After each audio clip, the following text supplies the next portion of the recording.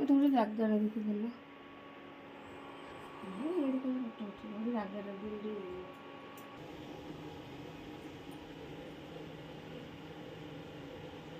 ସୁବର୍ଣ୍ଣ ଯେଉଁ ଧନ ହୋଇଥିଲା କାଣି କଉଡ଼ି କଡ଼ାକୁ ସମାନ ନଇଲା। ସେଠାରୁ ବାହାରି ଗଲେ ଦୁଇ ଗୋଟି ଭାଇ ପାକଶାଳା ଦୁଆରେ ଯେ ପ୍ରବେଶିଲେ ଯାଇ। ବଳରାମ ଠିଆ ହୋଇ ହେଲେ ଦୁଆର ମୁହଁକୁ ଜଗନ୍ନାଥ ପଶିଗଲେ ରୋଷେଇ ଘରକୁ। ଦେହରେ କଳା ଲାଗିଲା ମୁହଁରେ ଲାଗିଲା ସେ କଳା ଶ୍ରୀମୁଖୀ ଗୋଟିକ ଝଲସିରିସିଲା। ବଳରାମ କହୁଛନ୍ତି ଶୁଣ ଜଗନ୍ନାଥ ବଡ଼ କିଏ ବୋଲି ତତେ କହନ୍ତି ଜଗତ